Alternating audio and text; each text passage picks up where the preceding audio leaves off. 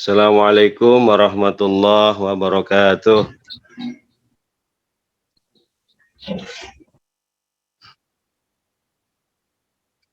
Assalamualaikum ya malikaz zaman wa ya imamal makan wa ya qa'ima bi amri rahman wa ya warithal kitab wa ya naiba rasulillahi sallallahu alaihi wasallam ya man minas sama'i wal ardi aidatuhu ya man ahla waqtihi kulluhum ailatuhu ya man yunazzalu ghawthu bi da'watihi wa yudaru dhur'u bi barakatihi wa rahmatullahi wa barakatuh. Bi karamati bangasaba al-Fatihah. A'udzu billahi minasyaitonir rajim. Bismillahirrahmanirrahim. Alhamdulillahirabbil alamin arrahmanir rahim maliki yaumiddin. Iyyaka na'budu wa iyyaka nasta'in ihdinas siratal mustaqim. Shiratal ladzina an'amta 'alaihim ghairil maghdubi 'alaihim waladdallin. Kehadapan Kanjeng Nabi Muhammad dan seluruh ahli silsilah Thariqah Qadiriyah Naqsyabandiyah Masyrialaya, khususnya Pangresa Guru Agung Pangresa Abah Aos, kepada para alim ulama, para hujaj, para asatidz semuanya yang dimuliakan oleh Allah, para ikhwan dan akhwat yang sama-sama dimuliakan oleh Allah. Alhamdulillahirabbil alamin. Allahumma shalli wa sallim ala sayyidina Muhammadin wa ala alihi wa sahbihi ajmain. Ilahi anta maqsudi wa ridhaka matlubi atini mahabbataka wa ma'rifatak.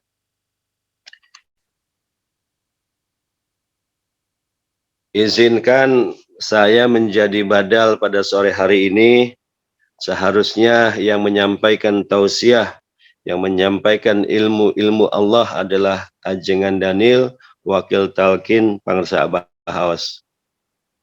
Semoga beliau selalu diberikan kesehatan yang sempurna, para wakil talkin yang lainnya selalu diberikan keberkahan, diberikan kekuatan, diberikan kesabaran dalam menjalankan amanah dari guru mursyid, tugas yang mulia tapi berat, berat tapi mulia.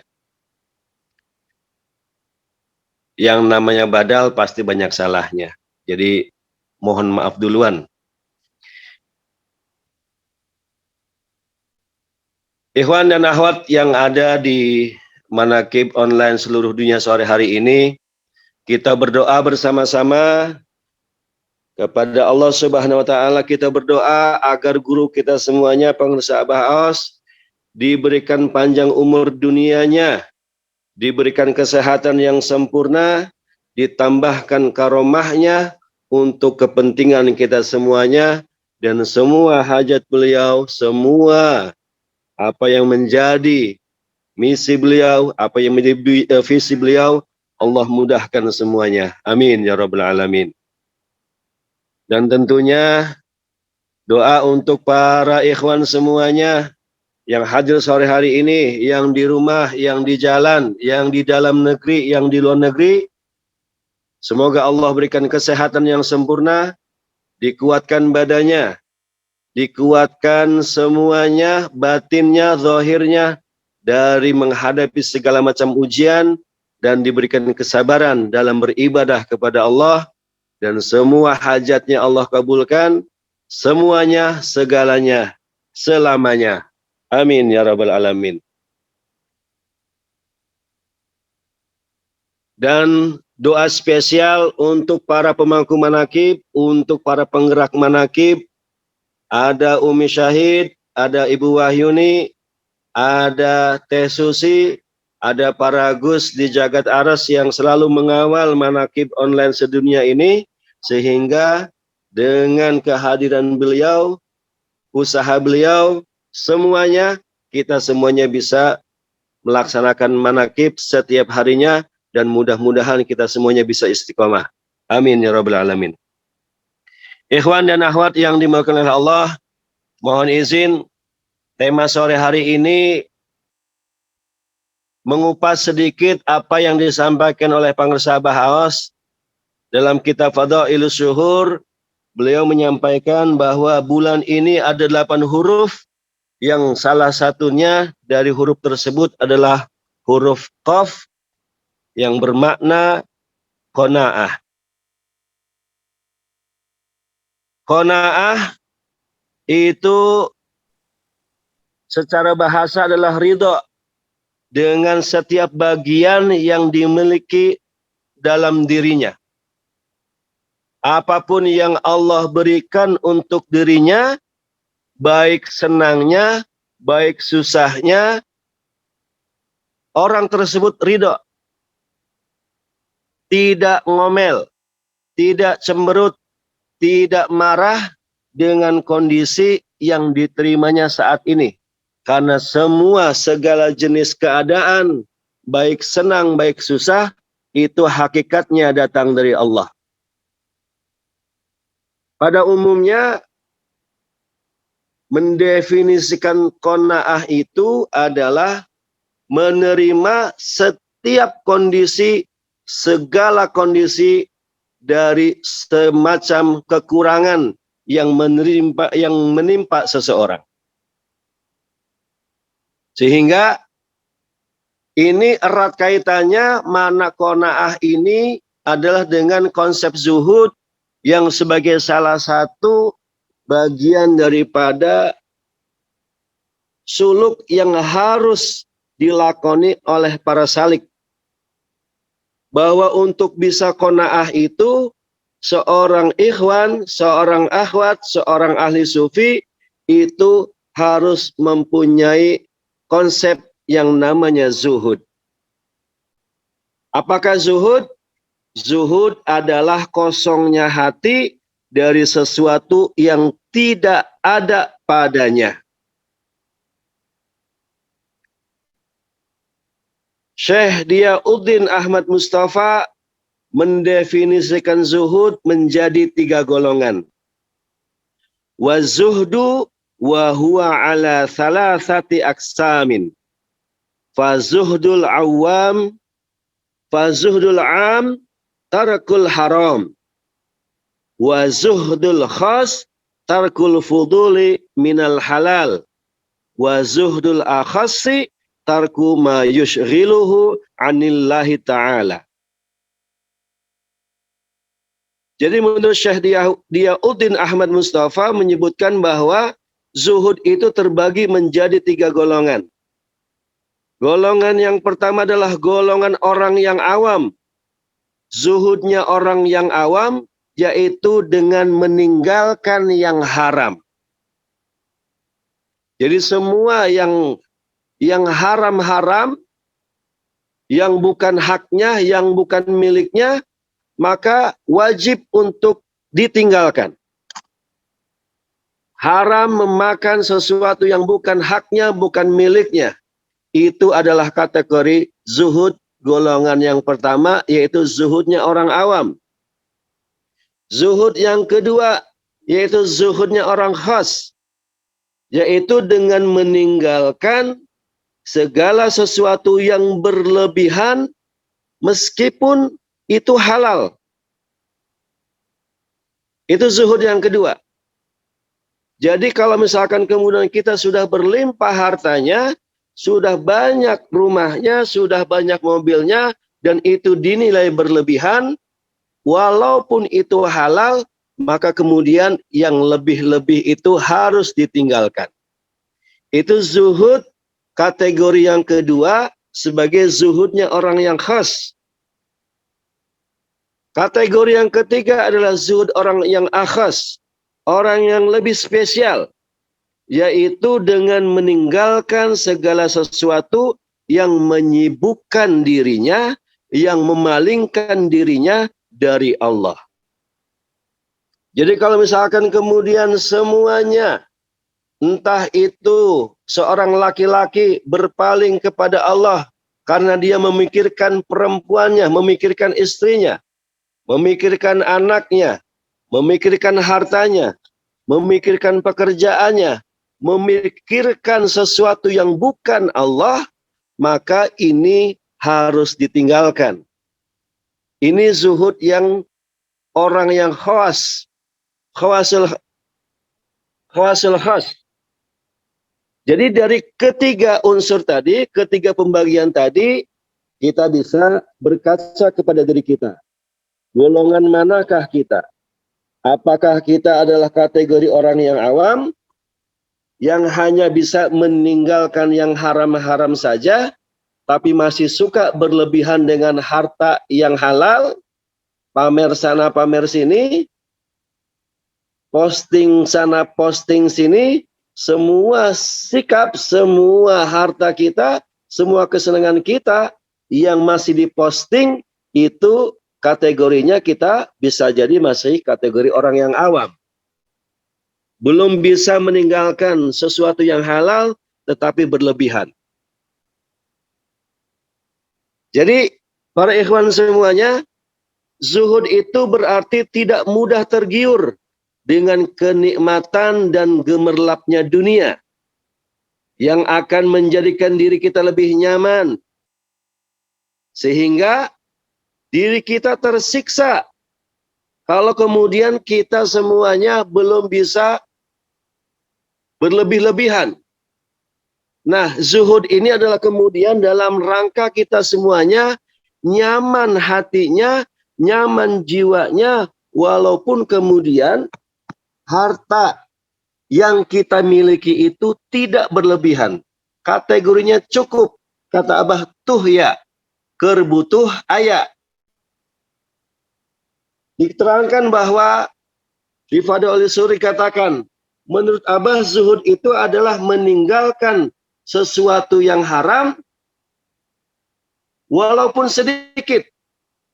Bahkan meninggalkan sesuatu yang halal yang berlebihan. Makna yang disampaikan oleh Pangarsa Abah Aos ini tentang zuhud ini seiring senada dengan apa yang diterangkan oleh Syekh Diauddin Ahmad Al-Mustafa tentang makna zuhud.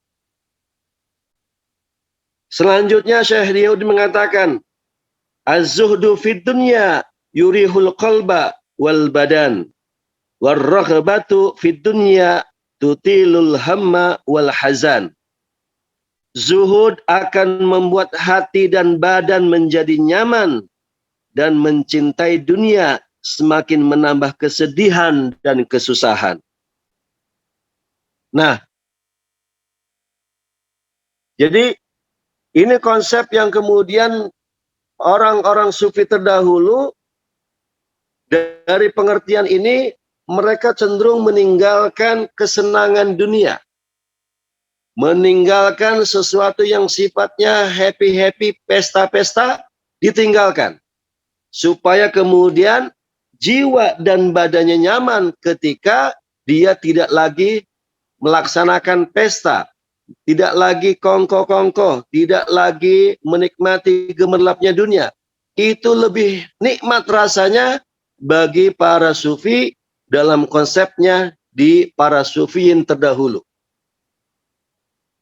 Dalam konsep kekinian, Abah menyampaikan bahwa zuhud itu bukan berarti kita tidak boleh kaya. Zuhud itu bukan berarti kita tidak boleh punya harta. Zuhud itu bukan berarti kita tidak boleh punya mobil, punya rumah mewah. Bukan seperti itu. Abah menegaskan bahwa zuhud itu kita boleh kaya. Zuhud itu boleh punya banyak uang. Punya boleh banyak mobil, punya boleh banyak rumah, dengan catatan semua yang ada yang kita miliki itu memang dibutuhkan, bukan sesuatu yang kelebihan. Itu yang harus diingat. Jadi kalau misalkan kemudian hartanya banyak dan itu dibutuhkan, itu boleh. Karena yang namanya zuhud itu artinya adalah melepaskan, mengosongkan. Kan selama ini kita diskusinya seperti itu. Bagaimana kita bisa mengeluarkan sesuatu, bagaimana kita bisa melepaskan sesuatu, kalau sesuatu tersebut tidak ada dalam diri kita. Bagaimana kita bisa mengeluarkan harta, bagaimana kita bisa memberikan harta, kalau hartanya saja kita tidak punya.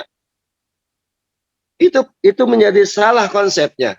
Sehingga kemudian walaupun salah, kita tidak boleh menyalahkan ajaran orang lain. Ajaran kita mah menurut pangersa bahwa para ikhwan itu wajib kaya. Para ikhwan itu wajib punya uang, wajib punya pekerjaan, yang dari pekerjaan tersebut kemudian dia mendapatkan harta yang halal, dari harta yang halal tersebut kemudian dia mampu dikuatkan untuk taat dan beribadah kepada Allah. Bagaimana Bu Susi bisa pergi ke Mekah kalau tidak punya uang? Bagaimana kita semuanya bisa pergi ke Sinarasa kalau kemudian kita tidak punya mobil? Tidak punya mobil, kita ada angkutan umum. Bagaimana kita bisa naik angkutan umum kalau tidak punya uangnya? Semuanya butuh wasilah. Uang adalah wasilah. Harta adalah wasilah bagi kita untuk kemudian dengan wasilah tersebut kita bisa taat kepada Allah. Jadi dengan kata lain bahwa zuhudnya yang dikonsepkan oleh para ulama sufi terdahulu itu kecenderungannya adalah meninggalkan sama sekali segala sesuatu yang kemudian bisa melelaikan kepada Allah. Hatinya berpaling kepada Allah, maka itu semuanya wajib ditinggalkan supaya jiwa dan badannya menjadi tenang. Sementara dalam konsep modern, sang mujahid Pangersa Abah Awas menyampaikan bahwa zuhud dalam konteks kekinian itu adalah kemudian walaupun kita punya harta, walaupun kita punya benda, jangan sampai benda-benda tersebut menyebabkan kita berpaling. Dan benda-benda tersebut kemudian tidak boleh berlebihan. Segala sesuatu yang berlebihan segera keluarkan. Sesuatu yang kemudian haram walaupun sedikit segera keluarkan, segera tinggalkan. Itulah konsep zuhud yang diterangkan oleh Pangersa Abah Awas dalam kitabnya Fadhailus Zuhud. Dan ini ternyata untuk sampai kepada tingkatan zuhud ini tentunya butuh latihan. Riyadhahnya harus panjang. Karena kita semuanya itu adalah setiap kita punya tingkatan yang berbeda-beda terhadap amaliyah, terhadap riyadhah dari para pecinta kesucian jiwa. Tidak semua orang secara instan bisa melaksanakan zuhud dalam waktu yang singkat dan cepat. Setiap orang masing-masing punya tingkatan, punya makomnya untuk kemudian menempati makom-makom dari apa yang kita semuanya sampai nantinya pada ketentuan yang ujung, yaitu untuk kemudian sama-sama liqa'ullah. Sama-sama kita semuanya nanti mendapatkan kebahagiaan untuk dapat melihat Allah, bertemu dengan Allah. Nah, dari qanaah yang kemudian disampaikan dalam kitab Fadhailus Zuhud ini, itu kaitannya dengan zuhud adalah kemudian adalah bahwa pelajaran yang harus kita ambil dari qanaah ini adalah kemudian kita bersabar dengan setiap kondisi apapun yang ada dalam diri kita. Kalau Allah mentakdirkan kita semuanya mendapatkan harta yang berlebihan, maka kita wajib bersabar untuk kemudian dengan harta yang berlimpah. Kalau kemudian takdirnya Allah mentakdirkan kita menjadi orang yang fakir, orang yang miskin, maka kesabaran yang diuji bagi orang tersebut adalah kemudian dari kesabaran menerima segala kondisi yang Allah sudah tentukan untuk kita dalam kondisi kekurangan secara hartanya, kurang dunianya, kurang kesenangan-kesenangan yang gemerlapan dunia. Disitulah kemudian sikap qanaah, penerimaan dalam kondisi apapun, jiwa kita disiapkan untuk menerima, untuk ikhlas, untuk ridho terhadap ketetapan dari Allah Subhanahu wa Ta'ala. Dan mudah-mudahan kita berdoa, kita dibimbing oleh guru kita agar kita semuanya mempunyai sikap qanaah, yang qanaah ini adalah kemudian kita juga ikut menerima dengan ketetapan yang disampaikan oleh guru kita. Amin ya rabbal alamin. Mudah-mudahan bermanfaat. Mudah-mudahan bisa diterima apa yang dijelaskan, apa yang disampaikan ini semuanya adalah kemudian dalam rangka kita belajar bersama menjadi murid yang sedang menempuh perjalanan menuju para pecinta kesucian jiwa agar kita semuanya diakui menjadi murid Pangeran Abah Aos dan kita semuanya bisa berkumpul dengan Kanjeng Nabi Muhammad sallallahu alaihi wasallam untuk sama-sama diantarkan bertemu dengan Allah Subhanahu wa taala. Amin ya rabbal alamin. Mohon maaf bila banyak kesalahan, bila banyak kekurangan. Terima kasih atas perhatiannya. Billahi taufiq wal hidayah. Wassalamualaikum warahmatullahi wabarakatuh.